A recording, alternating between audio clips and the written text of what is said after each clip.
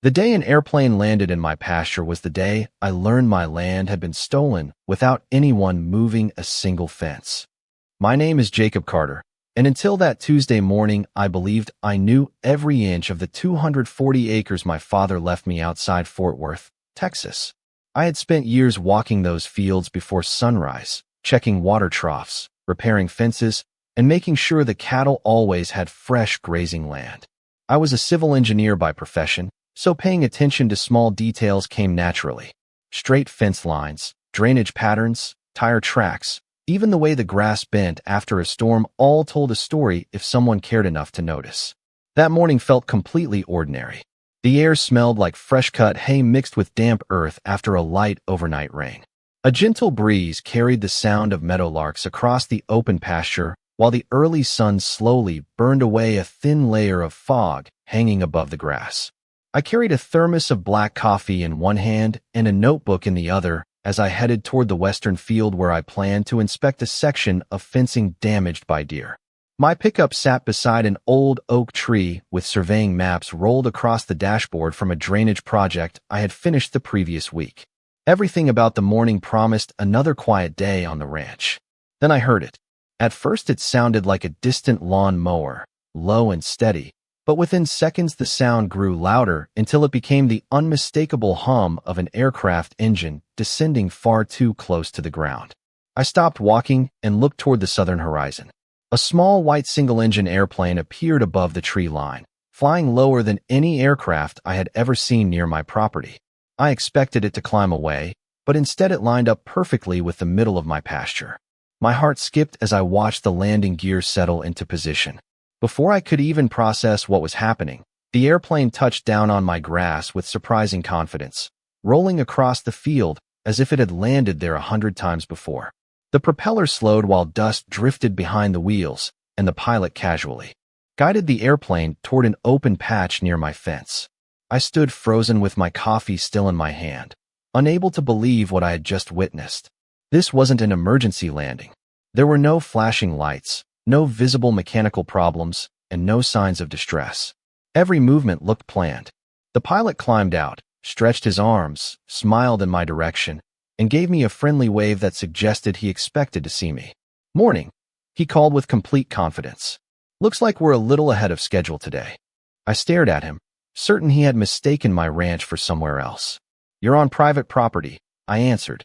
His relaxed expression changed only slightly before he glanced around the field with genuine confusion. "Private property," he repeated. "I was told this landing strip belongs to the community." Those words settled over the pasture more heavily than the airplane itself. I slowly turned in a full circle, looking at the grass beneath my boots with entirely different eyes. For the first time, I noticed faint tire marks running perfectly straight through the middle of the field. The grass looked shorter along one long stretch than anywhere else. Near the far fence, something metallic briefly reflected the morning sunlight before disappearing behind tall weeds.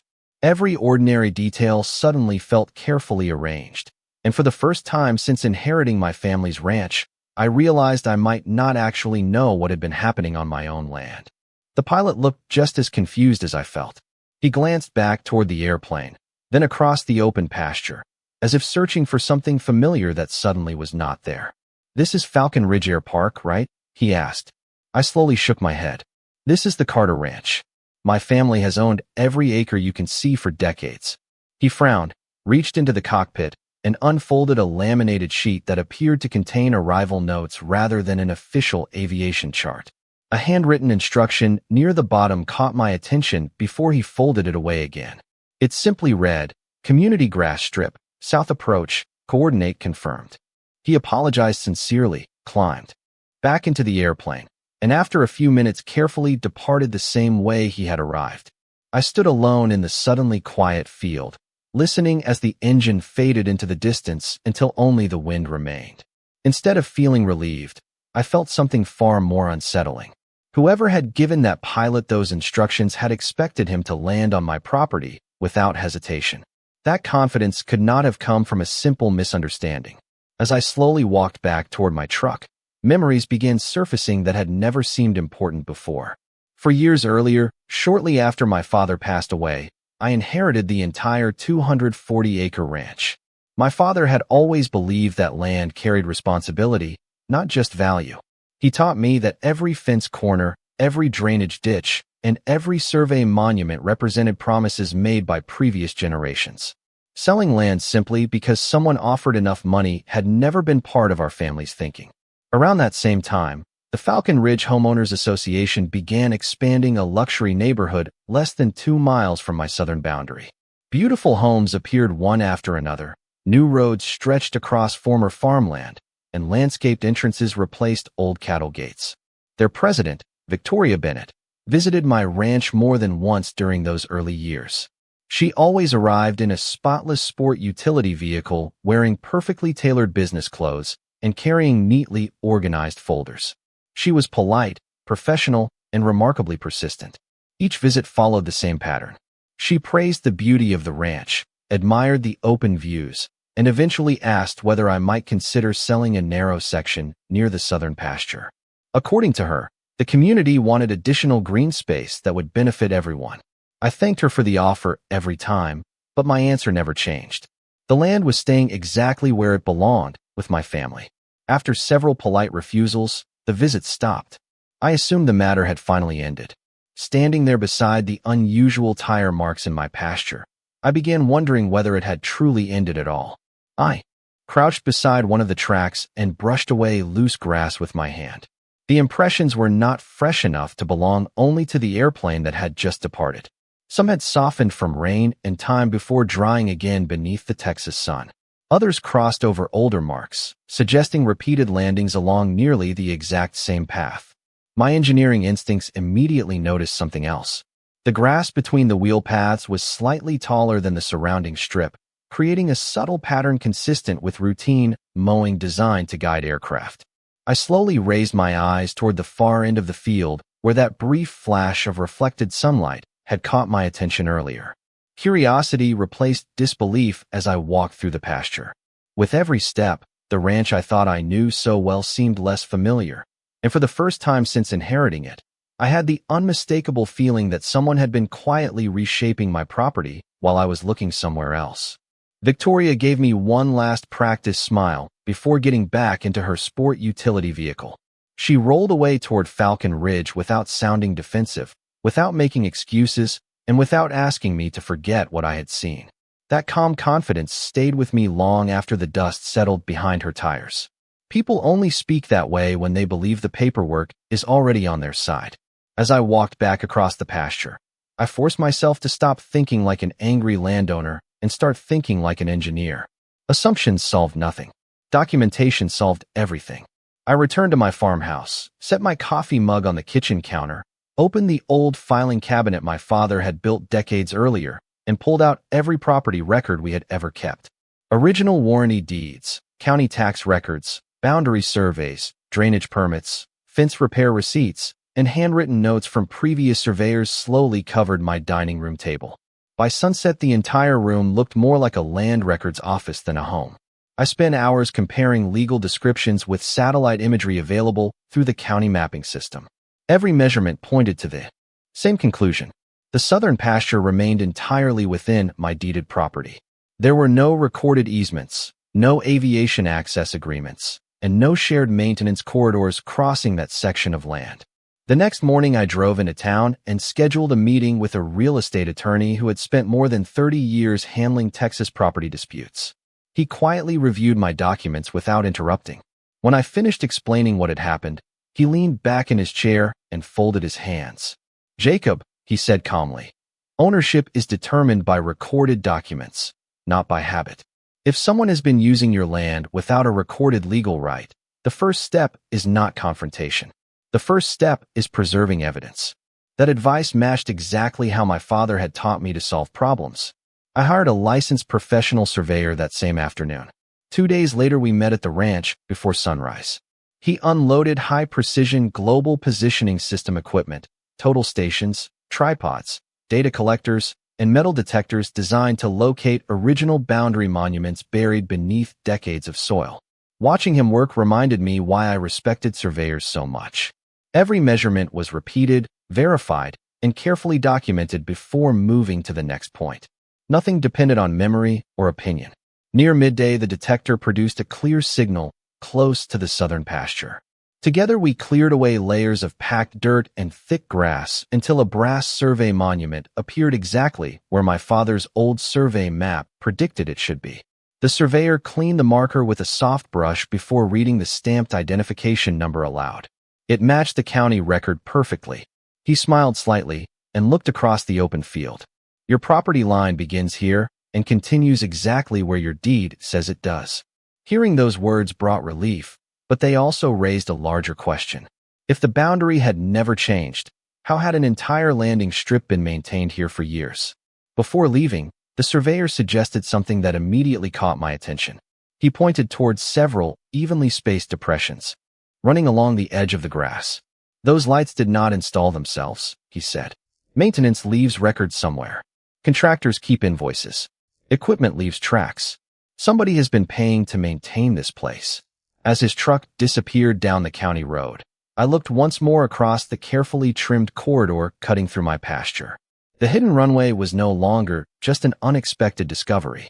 It had become a carefully documented investigation, and for the first time I realized that every fresh tire mark, every replaced gate hinge, every solar light, and every buried survey monument could eventually fit together into one complete story. I spent the next several days treating my own ranch like the site of a professional engineering investigation. Every morning before sunrise, I walked the length of the grassy corridor with a camera, measuring wheel, notebook, and handheld global positioning system receiver.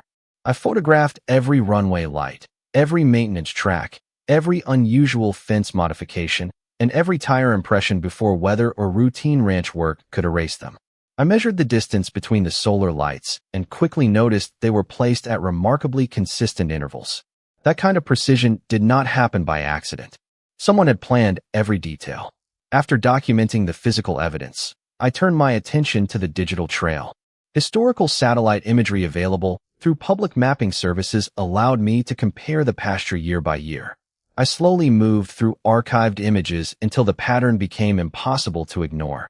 For years earlier, the southern field had looked exactly like every other grazing area on my ranch.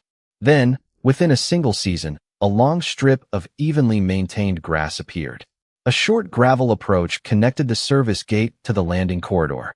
Small objects that matched the locations of the runway lights gradually appeared in later images. The transformation had happened quietly enough that no single change seemed dramatic, but viewed over time it revealed deliberate development. I printed every image and arranged them across my dining room table beside the survey maps. The timeline practically assembled itself. My attorney had also begun requesting public records that might explain who had maintained the property. A few days later, he called with information that immediately caught my attention. Several landscaping companies had performed regular mowing services for Falcon Ridge over the previous 4 years. One invoice included a maintenance zone identified only as South Recreation Area. Another referenced seasonal lighting inspections. The addresses had been partially abbreviated, but one coordinate listed on the paperwork pointed directly toward the southern edge of my ranch.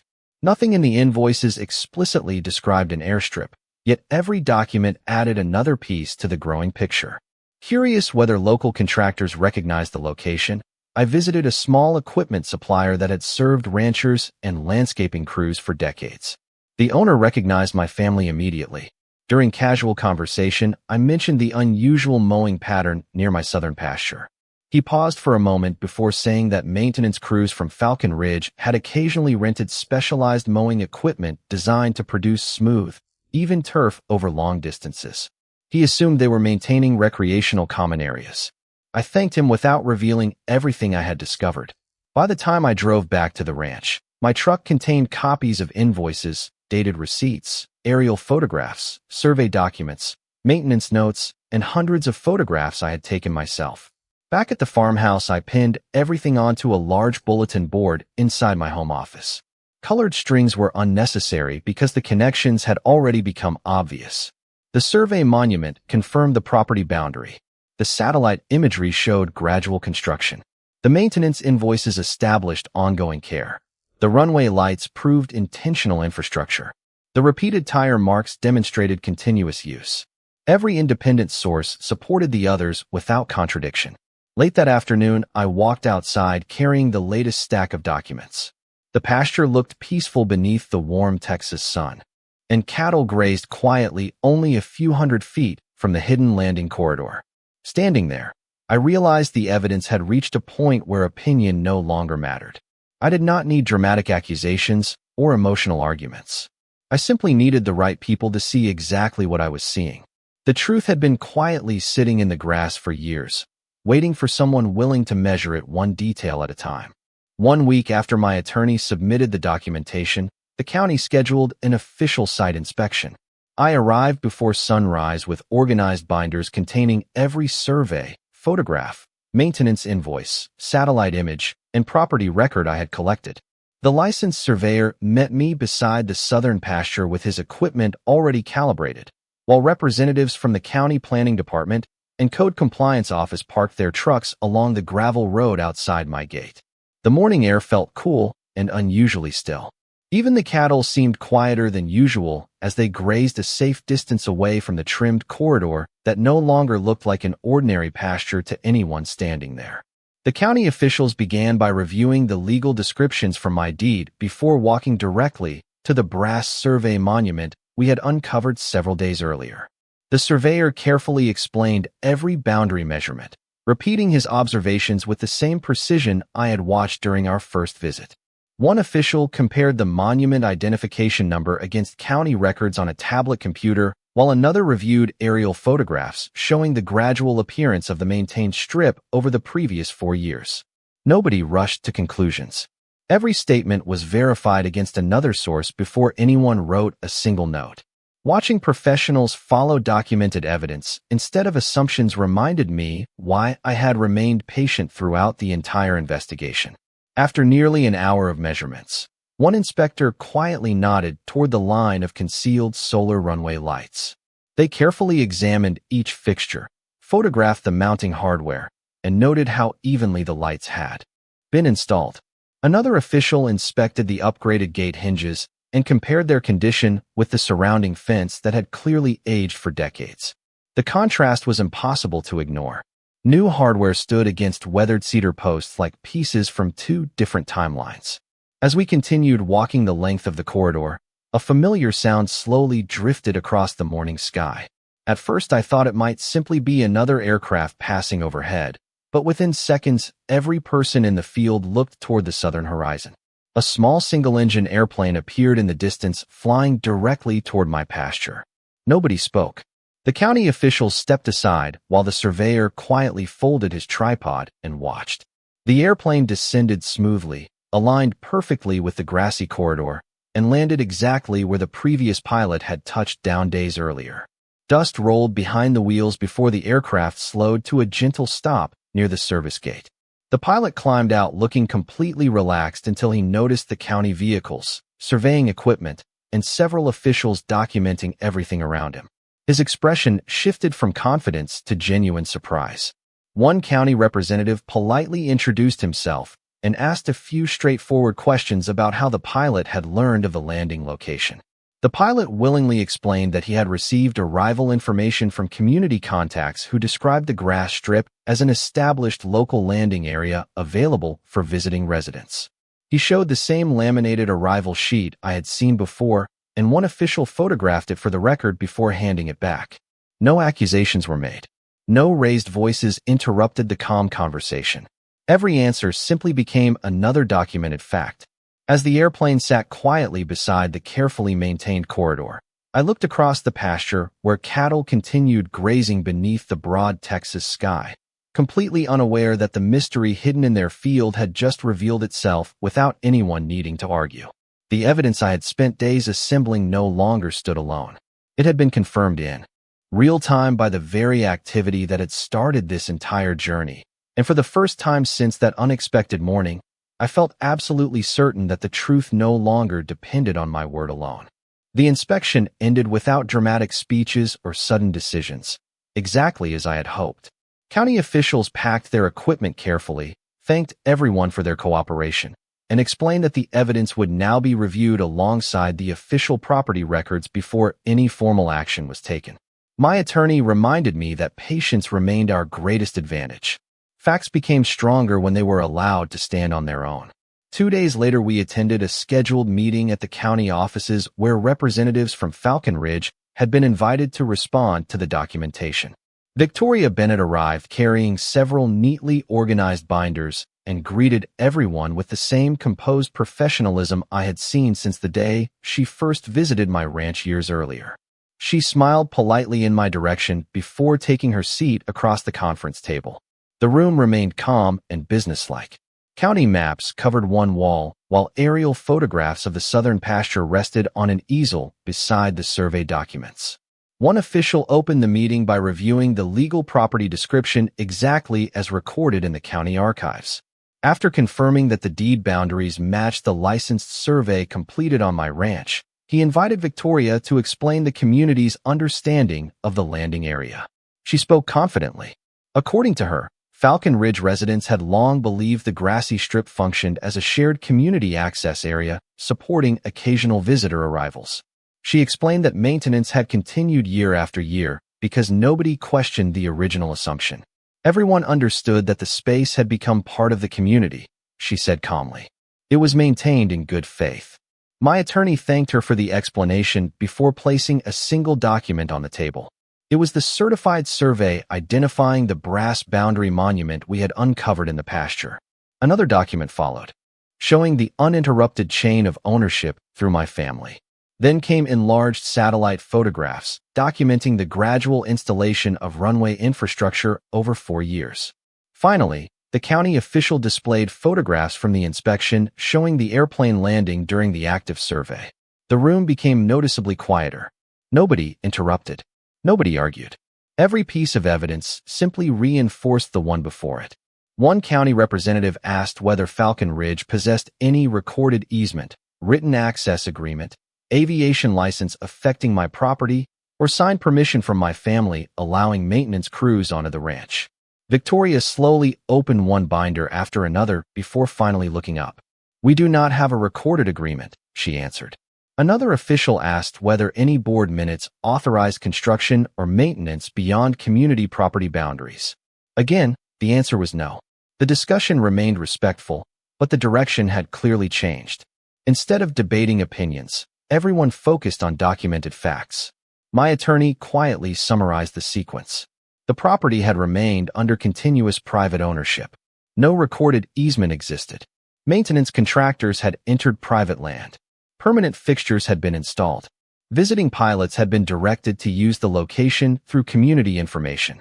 Every conclusion came directly from records already sitting on the table.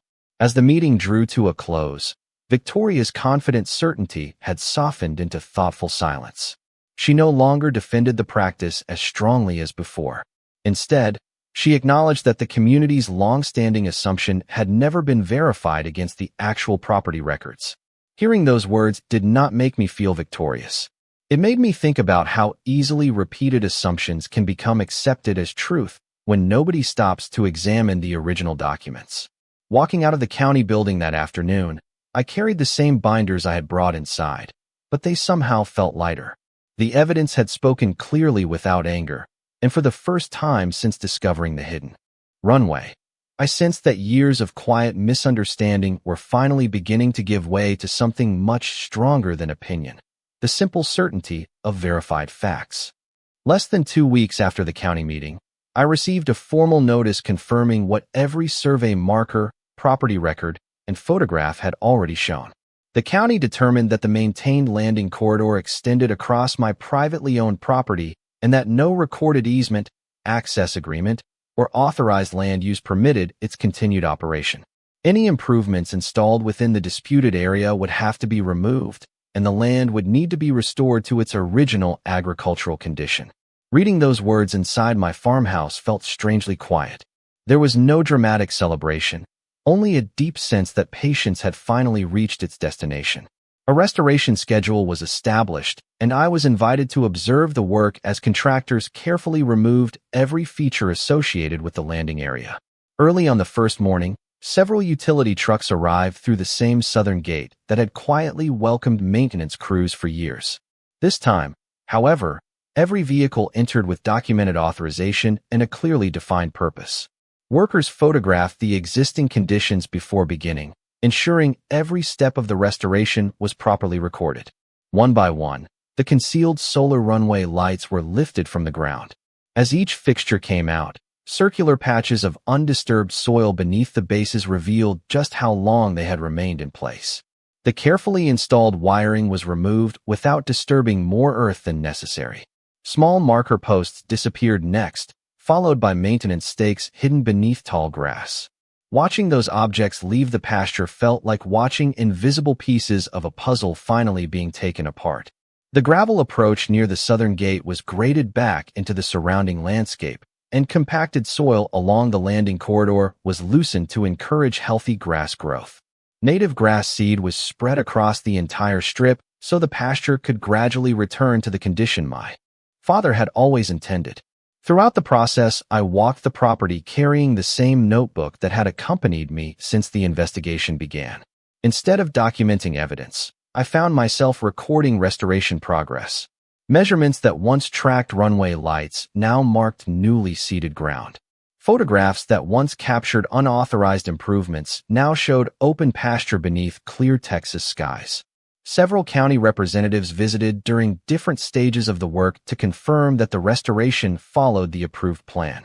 Their inspections were as careful and methodical as every previous visit. Nothing was rushed simply because a conclusion had already been reached. Near the end of the project, Victoria Bennett requested a brief meeting at the property line. She arrived without stacks of folders or prepared presentations. Standing beside the weathered cedar fence, she quietly acknowledged that the community should have verified the original property records years earlier, instead of relying on assumptions passed from one board to the next. She explained that Falcon Ridge had already updated its internal procedures so future projects would require complete boundary verification before any maintenance or improvements began. I appreciated the honesty because it reflected something larger than my own situation. Mistakes often become expensive when people stop asking simple questions. Before leaving, she looked across the newly restored pasture and said she hoped the land would soon look the way my family remembered it. After she drove away, I walked toward the brass survey monument that had changed everything. The afternoon breeze carried the familiar scent of fresh grass, and meadowlarks had already returned to the open field. Looking across the wide Texas landscape, it became difficult to imagine that airplanes had once rolled across this same ground with complete confidence. The hidden runway had disappeared piece by piece, replaced by something much more valuable than any shortcut or convenience. My ranch once again looked exactly like what it had always been on paper, in history, and in my family's memory, a working piece of Texas land. Protected not by loud arguments, but by patient evidence, careful records, and respect for the lines that had always been there. Several months passed before I truly noticed how completely the ranch had healed. The native grass had grown thick across the former landing corridor until the straight lines that once guided airplanes disappeared beneath waves of green moving with the Texas wind. Wildflowers returned along the edges of the pasture. Meadowlarks nested near the fence rose again, and the cattle wandered freely across ground they had gradually avoided while the unusual activity continued. Every morning I resumed the same routine I had followed for years, carrying a cup of black coffee as I walked the property before sunrise. The difference was not simply what I saw. It was what I no longer heard. The distant sound of aircraft engines no longer interrupted the quiet rhythm of the ranch. Instead, the familiar sounds my father always appreciated had reclaimed the landscape. Wind moved through the oak trees, insects hummed above the tall grass, and cattle shifted calmly across open fields beneath an endless Texas sky. One cool autumn morning, I stopped beside the brass survey monument that had become the quiet centerpiece of everything that had happened. I brushed away a thin layer of dust with my glove, just as the surveyor had done during our investigation.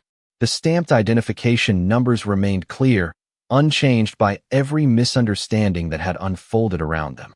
That small piece of brass had never argued with anyone. It had never demanded attention. It had simply waited for someone willing to uncover it and read what had always been true. I smiled as I looked across the pasture where the hidden runway lights had once stood. Fresh grass now covered every location where they had been installed, leaving no visible trace that an unauthorized landing strip had operated there for years. My father often told me that land remembers how people care for it. At the time, I thought he was speaking only about fences, soil, and livestock. Now I understood he had meant something much deeper. Stewardship was not only about maintaining property. It was about protecting its history, respecting its boundaries, and refusing to let convenience quietly replace truth. Looking back, I realized the investigation had never depended on dramatic confrontations. The strongest moments came from ordinary details that many people would have ignored. A faint tire track across wet grass, a weathered solar light hidden beneath weeds, new gate hinges attached to old cedar posts, archived satellite images, maintenance invoices, a brass survey monument buried beneath decades of soil. Even the unexpected airplane that landed during the county inspection became another fact instead of another argument. Each detail alone seemed insignificant, but together they formed a complete picture that no opinion could erase. From time to time, I still drove past the entrance to Falcon Ridge on my way into town. The neighborhood continued growing, families enjoyed their homes, and life moved forward. There was no bitterness left in me because the outcome had never been about defeating neighbors. It had been about making certain that records, responsibility, and respect mattered more than assumptions repeated over time. As another sunrise spread warm light across the restored pasture, I closed my notebook for what I hoped would be the final time. The pages that once held measurements, photographs, and evidence now preserve the full story of how quiet persistence protected my family's ranch. Standing beside the old survey monument, breathing air that smelled once again of fresh grass instead of aviation fuel, I understood that real justice rarely arrives with loud celebrations. More often it appears one documented fact at a time, until the truth becomes impossible to overlook. My land had not changed. The boundaries had not moved. Only the hidden assumptions surrounding them had finally disappeared, leaving behind exactly what my family had entrusted to me all along.